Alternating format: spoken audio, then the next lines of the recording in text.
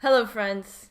So, for me, and I think for most of us who've been through narcissistically abusive love relationships, one of the worst parts of it is the capacity that this abusive person, has to convince everyone around them and sometimes around you that you're the crazy one. And this can make you feel crazy indeed and really isolated. I know that for me, my narcissistic ex, he managed to convince his friends and some of my acquaintances as well that he was but a victim of my erratic behavior and I was just this crazy bitch who couldn't control herself. And yeah, it's really common, actually. This is really common for people to talk about their narcissistic spouse as this pillar of the community, because that's perfectly consistent with the image that they're trying to project to the outside world. And of course, this makes you feel crazy, but today I'm here to tell you that you're not crazy, and there's many people actually who suffer from the same thing that you suffer from, and there's studies on your side that prove that most predators, both emotional and physical ones, go by unnoticed. On the contrary of what we might think, and this is actually one of the common things about predators, is that they are able to mask themselves very well and they go by unnoticed. She talks about predators of the worst kind, child molesters. I know that probably your narcissistic ex was not a child molester, and thank fuck for that, but bear with me because I think the comparison that I can make here is really relevant and can really help you. So she has studied hundreds of cases, from simple narcissists to full-blown psychopaths, and she explains that in some cases these people are able to fool, when they go to court, actually when they're caught molesting children, they're able to fool not just the judge, but also the psychologist that is supposed to help in the criminal procedure. She mentions this one case of this guy who made his daughter perform oral sex on him repeatedly, and she says that the psychologist who was studying the case, who was contributing to the case, she analyzed the father and daughter relationship, and she analyzed the father, and she said, well, he seems like a nice guy. Also, by analyzing the father and daughter relationships, she said, well, this seems like that's the key word here, like a normal father and daughter relationship. So this guy just walked away free of charge, and actually the court was convinced that the daughter was being manipulated by the mother in order to accuse the father of these deeds. According to this author, statistics prove that most sex offenders, they offend several times before they get caught. And sometimes, even when they get caught, and even when the victims denounce them, they manage to walk away free. And this is a common thing. Why? Why do evil people, so to speak, get away with it? Does evil rule the world? When I was going through my depression after my narcissistic ex, I was absolutely convinced that the world was a horrible place to live in. I was alone, even ruled the world according to my view, and I was tired and I wanted off because I was just disappointed at humanity. Nothing made sense anymore, because good was bad and bad was good, and up was down and down was up, and this was the fault of the narcissistic abuse. This is a common feeling to have, and if you've been through a narcissistically abusive relationship, I think you know what I'm talking about. According to Salter, there's two main reasons why evil people, so to speak, get away with it, and they both have to do with human nature. The first reason is that these people are masters of disguise. I will read you a quote from the book by Anna Salter. She, as I said, she's a psychologist, and she interviewed hundreds of narcissistic and psychopathic child molesters for her research about child abuse and predators. Yeah, she had the privilege to contact directly with these people, who most of them were already in jail, so they had nothing to lose. Years had gone by, etc. So I can just to illustrate my point, I will read you a passage from this book. So she says that More often, offenders establish these abusive conditions in their homes, but stop short of portraying themselves to the outside world as violent. So again, this perfect image that the narcissist wants to create, this is a common thing, again, proven by research, so you're not crazy. The front that offenders typically offer to the outside world is usually a good person, someone who the community believes has a good character and who would never do such a thing, so a pillar of the community. Sometimes the molestations and rapes are occurring outside the home. They even portray the same image to their family. A man I will call Mr. Woodard tells me, so this is the guy, Mr. Woodard, that she's talking about, and who tells her that actually I was living a triple life. I was living one life where I'd go out with different friends, happy-go-lucky, plenty of money to spend, everything fine, everything on me. Where at home with my wife, I was another person. I was loving, caring, considerate, easy to get along with.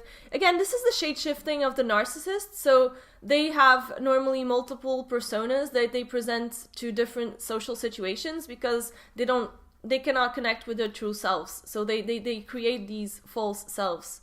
And again, this guy says, easy to get along with, tried to give her everything she asked for. At work, I was another totally different person. Totally quiet, reserved, dedicated to my work, come in early, leave late, this type of thing. This went on for probably 5 or 6 years. And then she says, Mr. Woodard's polite, socially responsible front hid a continual string of rapes and molestations. Question from Ann Salter to this guy. How many victims did you have totally? Answer. I had 90 victims total. 80 from the ages of about 4 to about 45. Whoa. Okay, we're talking about guys who make your common narcissistically abusive guy, your domestic narcissistic abuser, look like a walk in the park. So if this guy can hide it to his family, to his work buddies, to everyone, so imagine you're a common narcissist. Of course he can hide. Of course he can tell you his friends you're crazy, and everyone's gonna believe him. And I will explain why later as well. Continues Anna Salter to say, this persona will often shift, as it did in this case, depending on what the person in front of him wants to see. Mr. Morgan, a knife-wielding rapist of adults and children, reports, I had a life of a chameleon or a salamander, changed colors with the winds. I didn't just live a double life, I lived multiple lives. Whatever life the situation called for, I lived it. If I hung around Christian people and I know that they were Christian, then my actions and my mannerisms were similar to theirs. And I adapted to whatever the situation required. If I hung around people who cursed and used vulgar language and smoked dope, then I adapted to that situation. I could feed back to people what I thought they wanted to see and what I thought they wanted to hear. So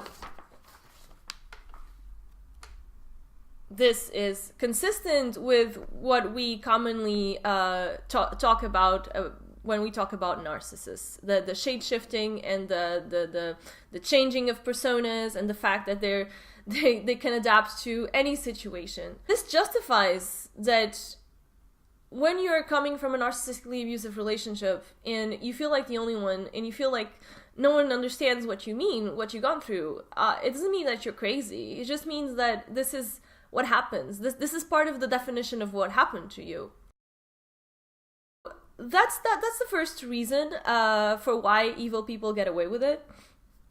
A second reason that Anna Salter gives of why this happens, why society is so fooled by psychopaths and narcissists and why they get away with it, is that, and this is where also it has to do with human nature, is that people want to believe in a fair world.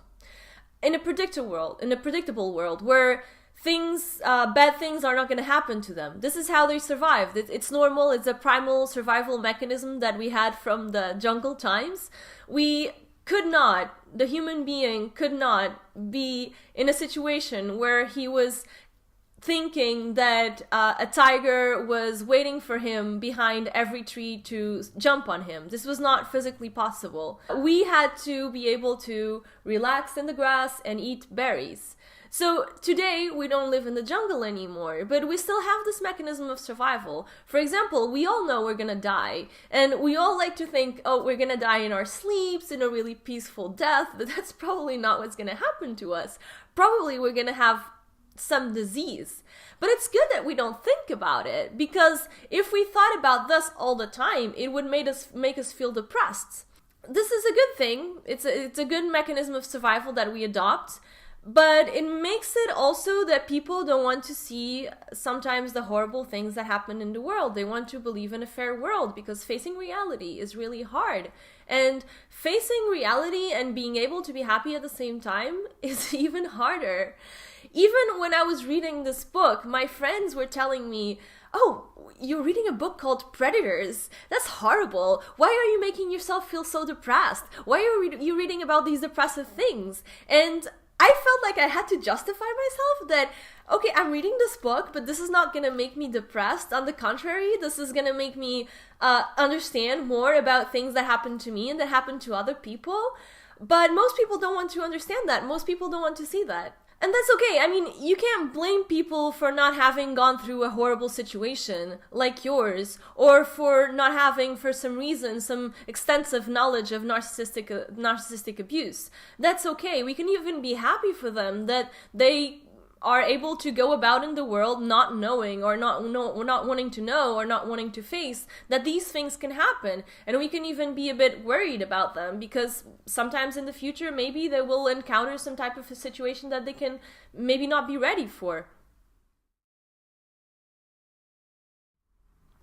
My solution is not to get angry at the world or resentful, but see yourself as a privileged individual that knows a bit more than most people. I know this is hard, because it seems like, yeah, narcissistic abuse is really not a privilege, but you have no choice, basically. So don't let the knowledge depress you. You're still allowed to, and you should be happy, and you should enjoy life, even if this happened to you, and you know that evil exists. But still know that you have to be careful. Still know that you cannot trust everyone you meet.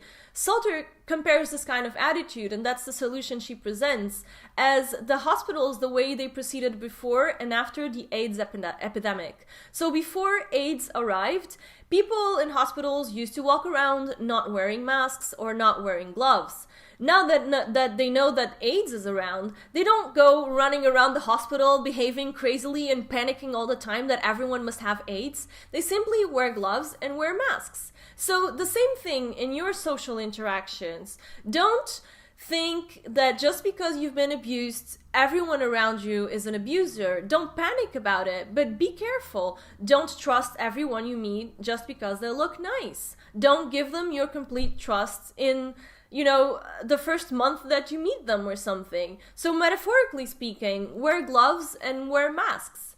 Metaphorically speaking. Unless you're into some kind of kinky stuff that I don't want to know about. And for me, this is where mainstream therapy sometimes fails, and why I think this message is so important, is that therapists, sometimes they don't have the time, or they don't want to commit themselves to give you the knowledge that you so need to understand the situation, because they want to remain impartial, and they want to play it safe.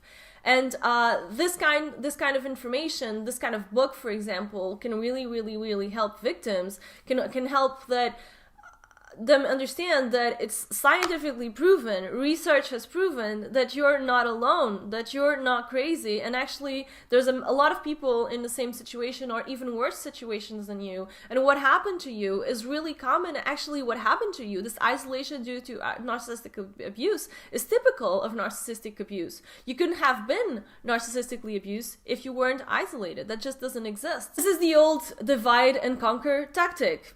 It has nothing original. They all do it. And also, don't be afraid to expose it. Even if people don't understand it, even if people don't believe you, don't be afraid to speak up. Because the more people speak up, the more the world knows about these types of people, these types of predators out there, and the less tolerated they will be. Maybe you won't find the appreciation or the understanding you deserve amongst your close acquaintances. Maybe you'll find them online. Maybe you'll find them in the rest of the world, around the world, somewhere, in Belgium, where I am, maybe. Yeah, because I'm here and I understand you. So if you want to talk about it, feel free to talk about it. I really hope this video helped. I really want to hear your opinions about this. I think this is a really interesting topic. It's a really interesting book. And let me know what you think. And of course, if you have any questions or if you feel isolated and alone, don't hesitate to reach out. Reach out. That's really important. Happy healings.